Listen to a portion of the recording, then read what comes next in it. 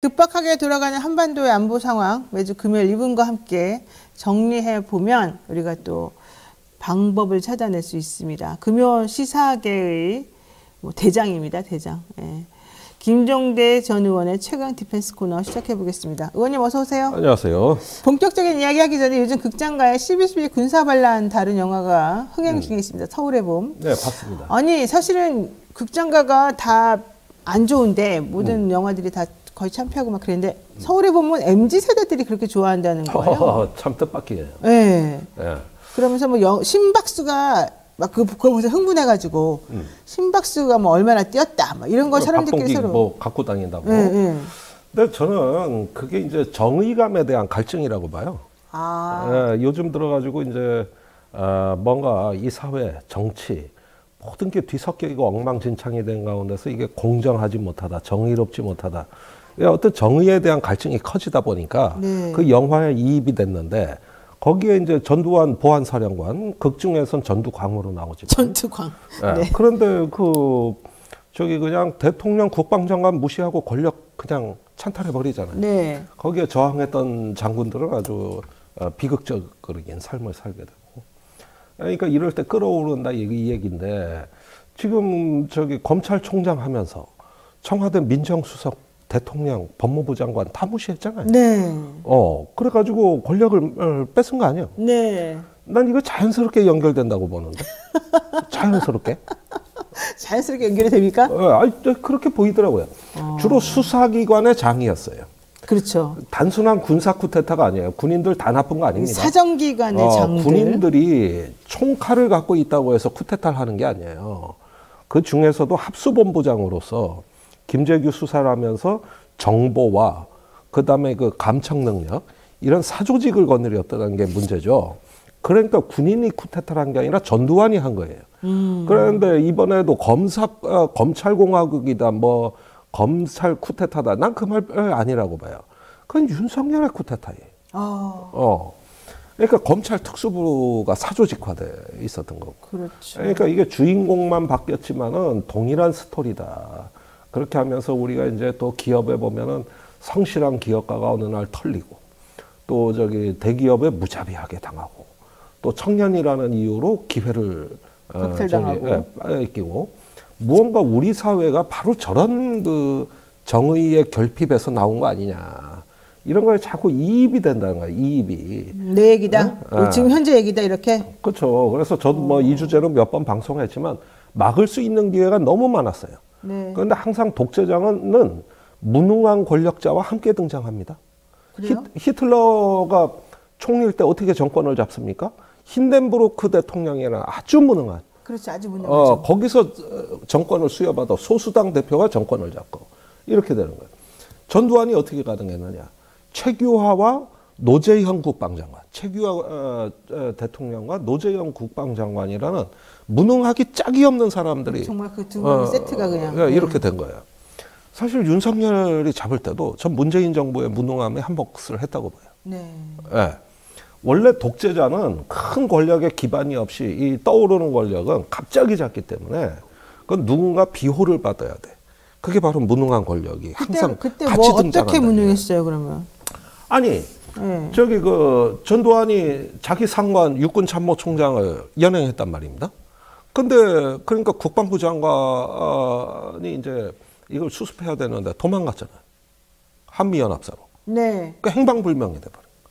그 사이에 전두환 보안사령관이 최규하 대통령한테 찾아가서 각하 제가 해 주십시오. 이거 제가 안 하면 반란이 돼버리니까. 네, 그렇죠. 그러니까 국방장관 데리고 와. 그러니까 국방장관 찾으러 다녀. 없어.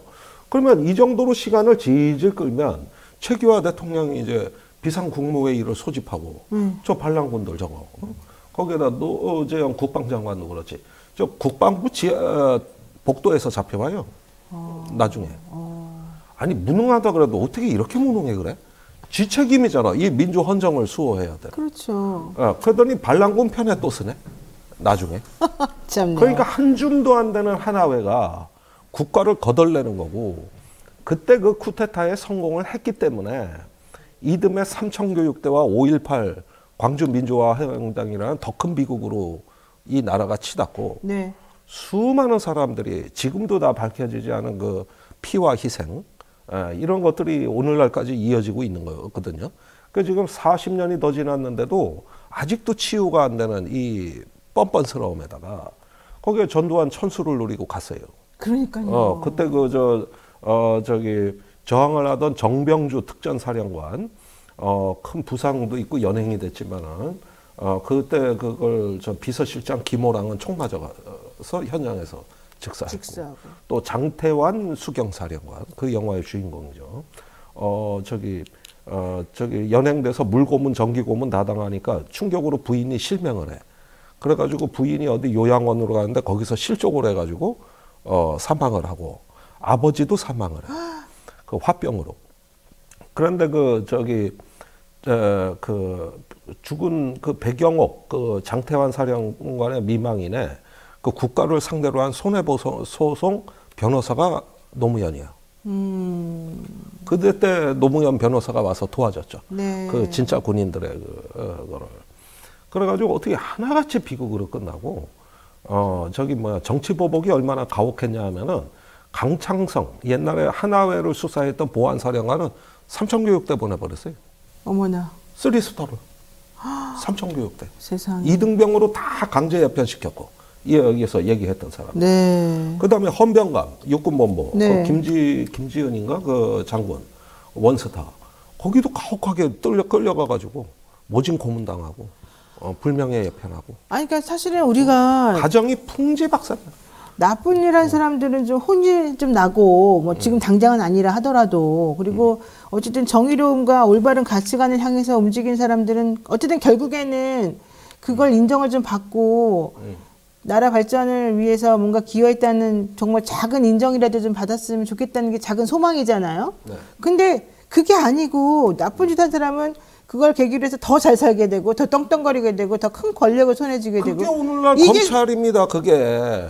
그러니까 이입이 된다니까. 왜 지금 이 결핍, 정의감의 결핍이 왜 나오느냐. 네. 저 40년도 더 된 일을 가지고 마약 수사를 지 동생이라고 빼주고 주가 조작을 해도 영부인이라고 빼주고.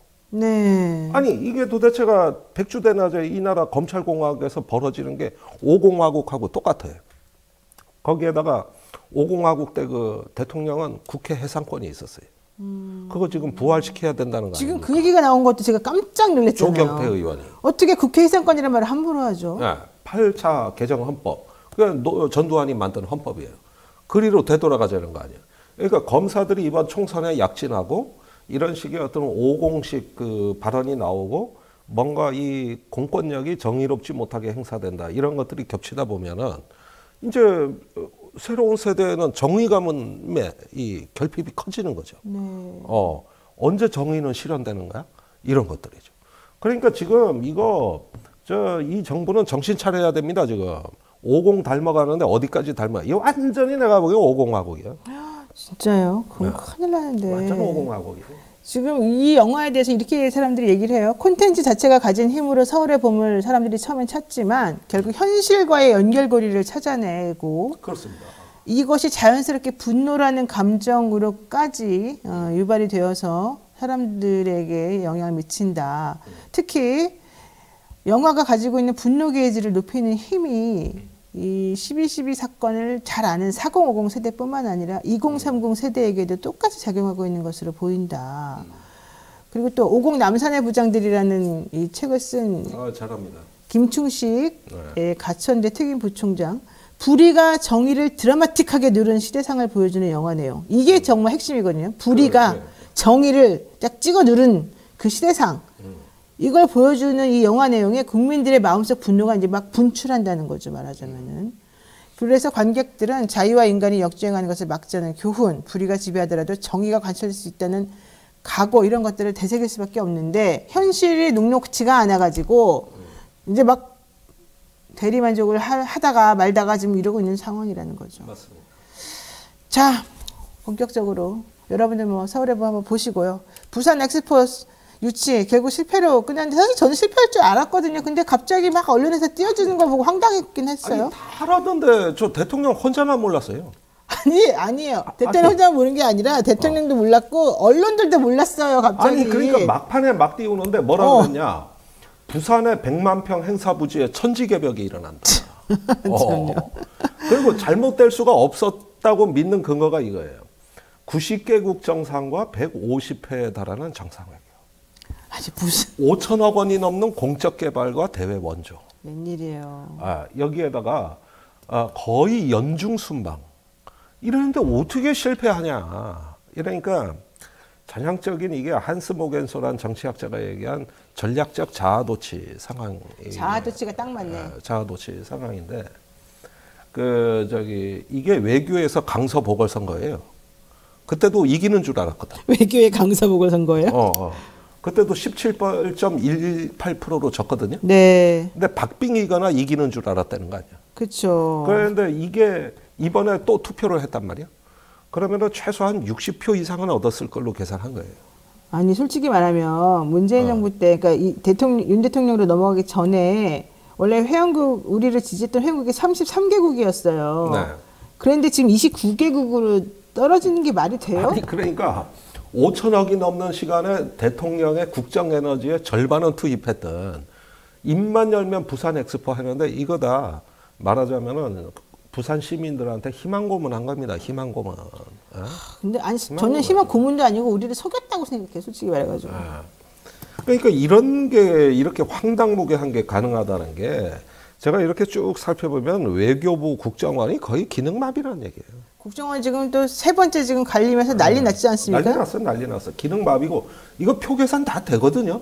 그럼요. 정보 활동을 하면. 그럼요. 그리고 그게 안 된다면은 이거 정말 큰일입니다. 아니 근데 진짜 무능이라고 하는 이 키워드가 이 동네를 정말 다 휩쓸고 있습니다. 지금까지 대통령 취임해가지고 뭐 장관도 마찬가지지만 도대체 한 게 뭐가 있어요? 뭐가 된 게 하나도 없잖아요. 아니 뭐든 하면은 심지어 야구도 지고 보궐선거도 져. 아니 게다가 PT 사우디아라비아를 그렇게 욕하면서 그거를 그 앞에다 틀어대고 나중에 후폭풍을 어떻게 감당하려고 이 뒤는 생각도 안 하고.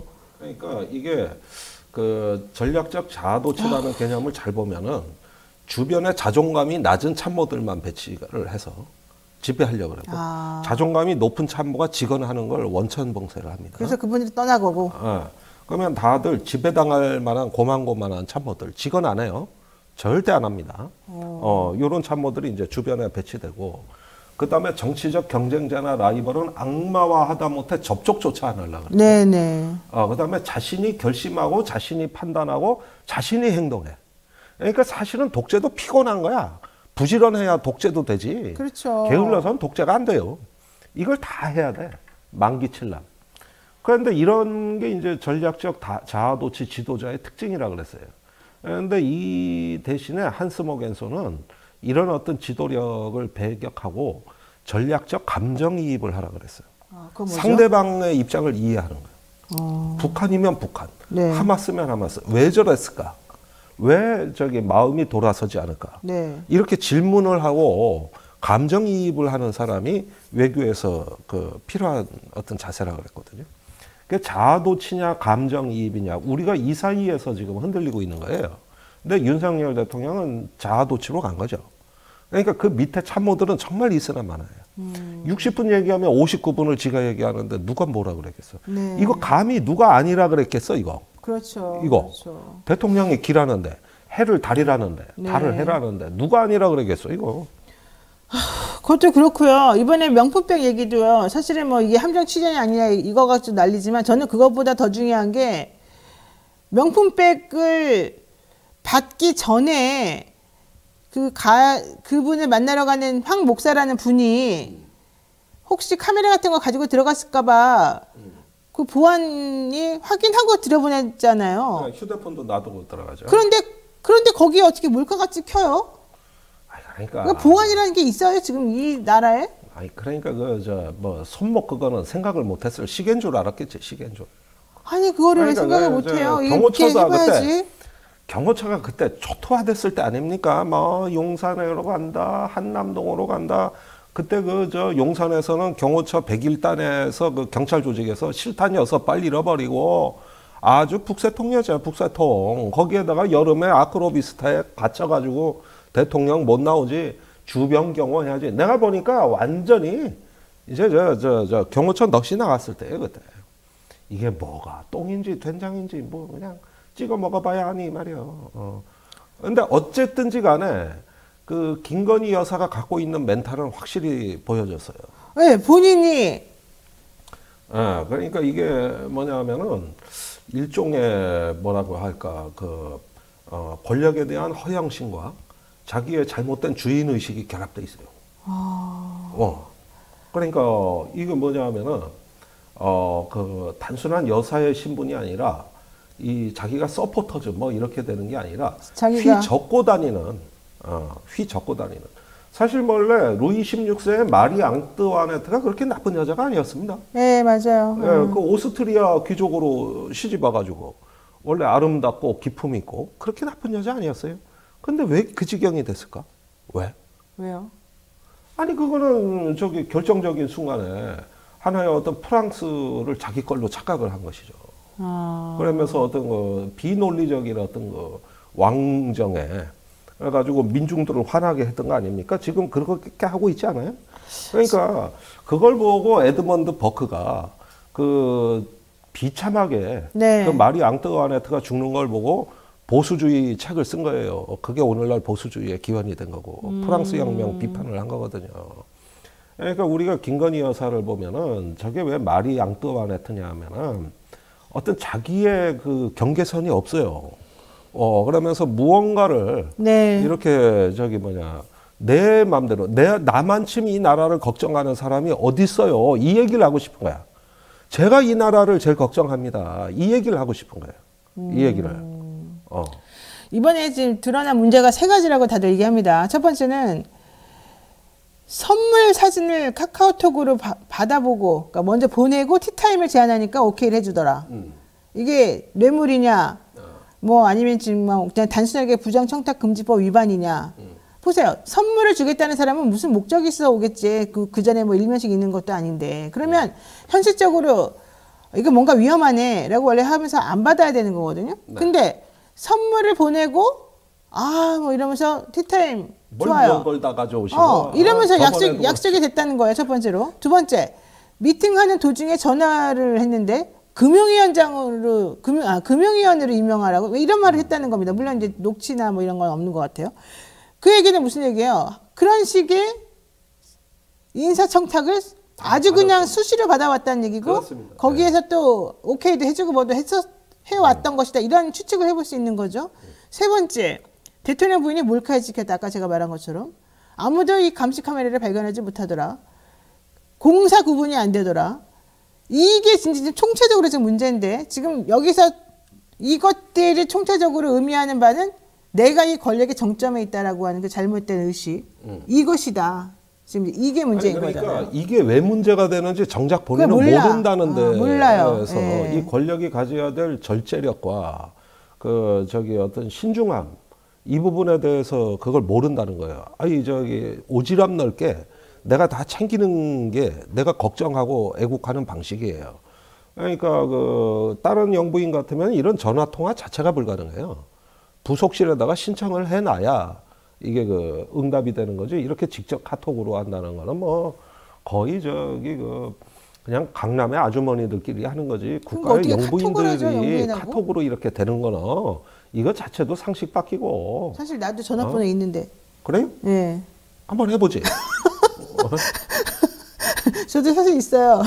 그러면 저기 변호사를 만나서 한번 상담 한번 받아보시라고. 한번 해보세요. 뭐 어렵지 않아요. 근데 이 양반은 자기가 영부인이라는 것보다는 봐봐요, 있잖아요.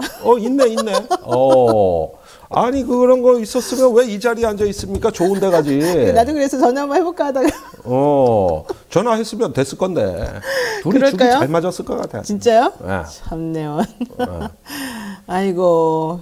더 이상 제가 언급하지 않겠습니다. 김준대 의원님, 정의당 대변인 맡고 계시니까 선거제 얘기 잠깐 여쭤볼게요. 김준우 정의당 비대위원장이 이재명 대표 만났습니다.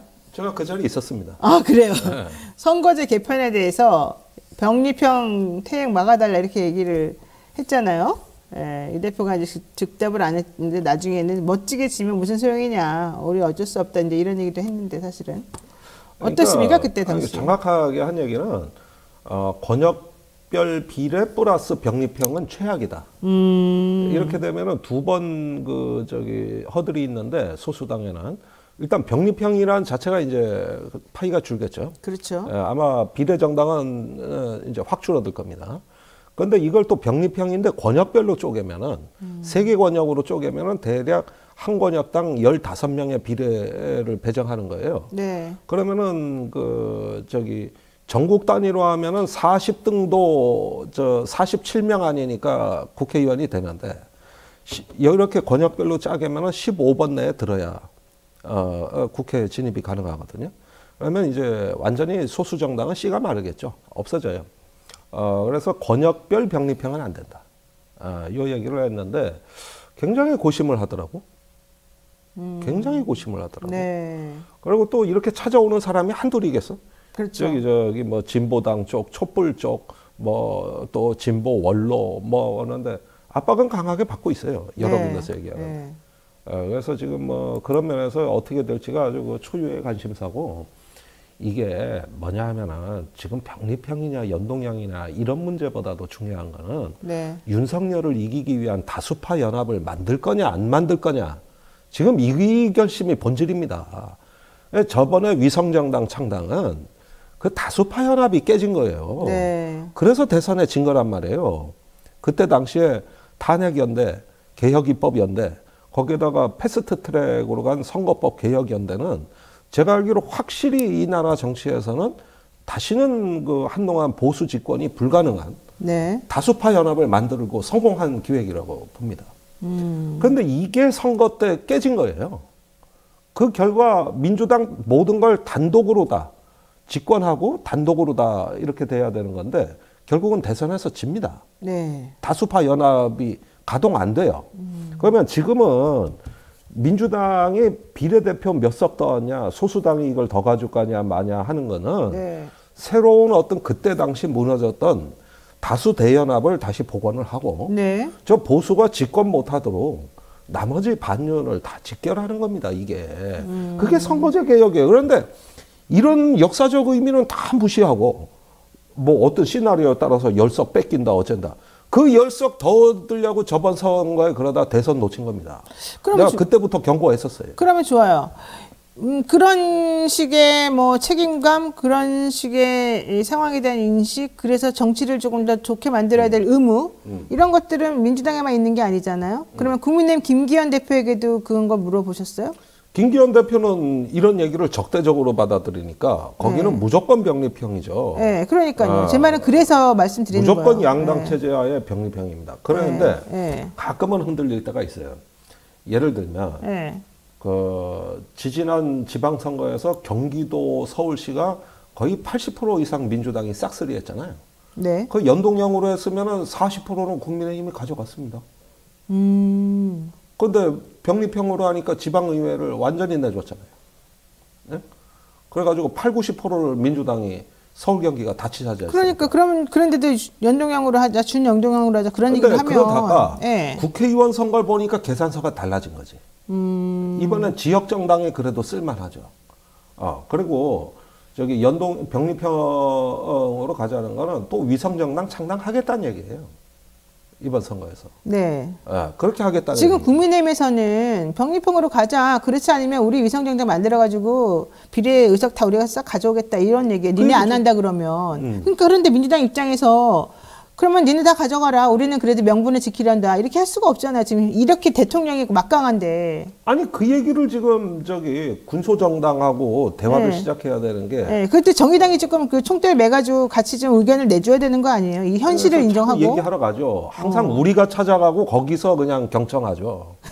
항상 그렇지. 내 말은 현실을 좀 인정해달라는 거지. 지금 자꾸 이렇게 이상을 얘기하지 말고. 그래가지고 현행법이라든가 뭐 어떤 그 준연동형제라도 정의당은 만족하겠다는 입장이에요. 완전 병립형으로만 회귀하지 완전 병립형만 아니면 된다. 그것만 아니면 중간 정도에서 타협할 수 있다. 거기에다 비례 1, 2번을 다른 당에 다 내놓겠다는 거 아닙니까? 정의당은. 네. 그러면 상위 순번을 다 내놓겠다. 이 이상 양보 없거든. 그래가지고 많이 모으자. 그렇게 해가지고 연합 정치를 하자. 이 얘기인데. 네. 그리고 병립형만 아니면 된다. 아, 이런 얘기 다 하고 있는데 이 얘기가 그렇게 뭐 그렇게 잘못된 얘기입니까? 아니, 잘못됐던 건 아닌데 이제 사람들이 생각하기에 좀 안타까워했던 것 중에 하나는 그런데 결과적으로 정의당은 그렇게 해가지고 지난번에 준연동형으로 해서 이제 의석수도 많이 이제 가져가 놓고 결과적으로는 국민의힘의 이중대처럼 행동하고 모든 비난은 민주당에게 하고 이제 이랬던 거 아니냐 이제 이런 얘기예요. 사실은. 일부 이 역사의 퇴행에 정의당이 책임이 있다고는 전 생각해요. 네. 그래서 제가 비대위로 간 거예요. 분명히 정의당이 이 역사의 퇴행에 책임이 있다. 네. 그러나 가장 근본적인 연합전선이 그 전에 붕괴되어 있다는 거는 네. 더 큰 책임이다. 그러니까 지금 우리가 이기는 방법은 다시 탄핵연대가 부활하는 것 외에는 방법이 없다. 그러니까요. 그래서 지금 그 얘기를 하는데 너무 이제 민주당에게만 모든 것을 니네가 다 좀 양보해라, 뭐 좀 해라 이러니까. 아니 양보할 건 해야지. 그러면 다 내놨는데 여기는 그러면은 그 정도 양보가 안 된다면은 뭐 저기 그거 의석매석에 결국 뭐 정권 또 내줘야지 뭐 그거야. 아이고 그거, 하여튼 어렵습니다. 요거 시간 다 됐지만 한 가지만 짧게 여쭤볼게요. 김명수 합참의장 결국 또 청문 보고서 없이 임명하셨네요. 했어요. 이거 어떻게 돼요? 남북한 대치가 이렇게 어려운데. 아니 저기 이것도 전략적 자아도취예요. 힘에 의한 그 평화, 북한을 군사 합의구목으로 밀어붙이면 굴복하고 양보할 것이다. 아이고, 이게 바로 자아도취. 큰일 나는 거죠. 그런데 그게 바로 김태효 비서관이 2009년에 임태희 당시 노동부 장관이 북한하고 비밀 마쿠 대화를 했잖아요. 그 판을 다 깨고 힘으로 밀어붙였어요. 그러다가 그 2010년에 네. 천안함 연평도 사건 났습니다. 네. 그러니까 그때 자아도취자가 김태효예요. 이번에 똑같아. 이번에. 그래서 북한이 GP에 이미 중화기 설치가 들어갔는데 이건 명백한 신호거든요. 명백히 안보 위기 신호인데 이 경고가 안 들려 쟤들한테는. 안 들린다니까요. 이제 뻘짓 나고. 그러면 이제 더 큰일 났다. 이제 큰일 난 거밖에 없다. 이제 이렇게 말씀하시는 거네요. 알겠습니다. 지금까지 김종대 전 의원과 함께 얘기 나눴습니다. 오늘 말씀 고맙습니다. 감사합니다.